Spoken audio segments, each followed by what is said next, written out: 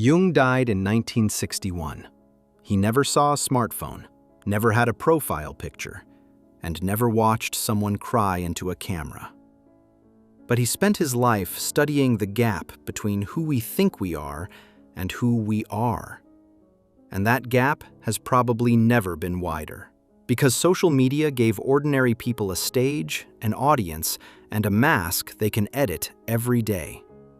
Jung called that mask the persona.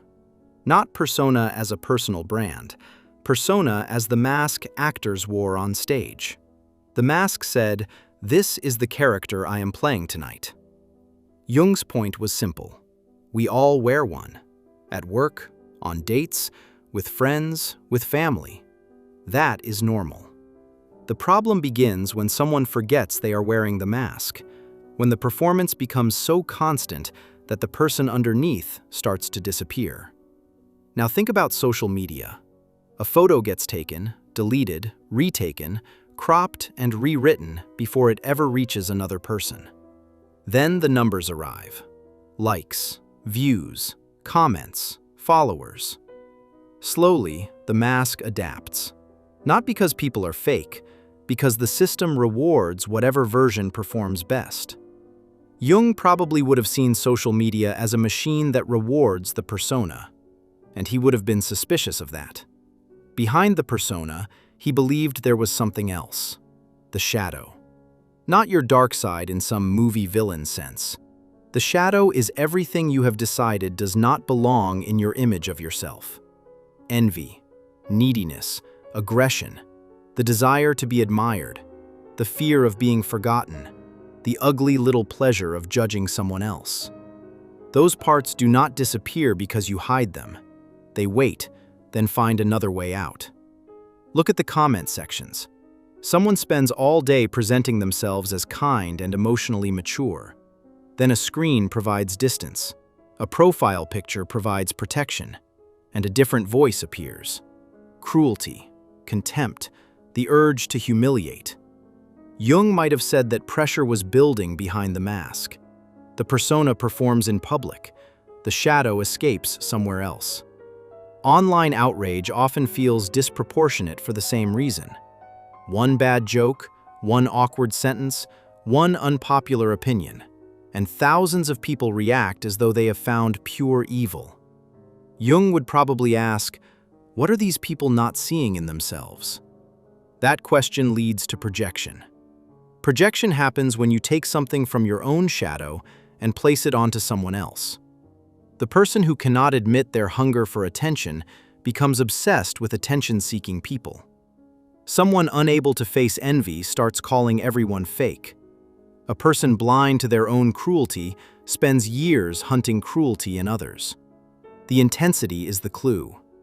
A normal reaction says, "I dislike this." Projection says, "This person must be destroyed." Social media did not create projection, but it gave projection a microphone, a stage, and an audience.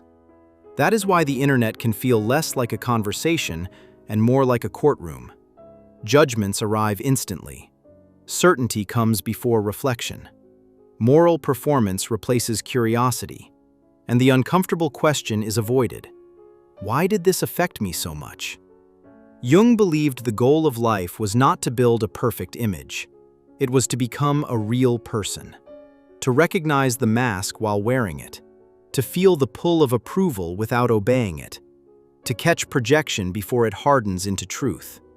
Social media makes that harder, not because it is evil, because it constantly pulls attention outward. Before your own thoughts have formed, the thoughts of strangers are already waiting.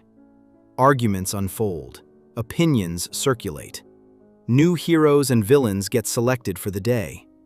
After enough repetition, it becomes difficult to tell which thoughts are yours and which ones were handed to you. Jung believed self-knowledge requires confrontation with yourself. But modern life gives every uncomfortable silence somewhere to go. Boredom gets filled, discomfort gets numbed, reflection gets interrupted, and the deeper parts of yourself never get a chance to speak. So what would Jung suggest to someone always using social media? Probably not deleting everything. Definitely not posting a long announcement about quitting social media to prove how detached you are. Because even escape can become part of the performance. Jung would likely suggest something harder. Become conscious while using it. What kind of approval are you chasing? Why do certain comments feel personal? When did your opinion become yours? For Jung, social media would not be the real problem. It would be the mirror. The danger is looking into that mirror every day and never asking why the reflection matters so much. So maybe the point is not to leave social media. Maybe the point is to stop being unconscious inside it. Because if you do not understand why you are using the machine will understand you first. And it will know which mask to reward.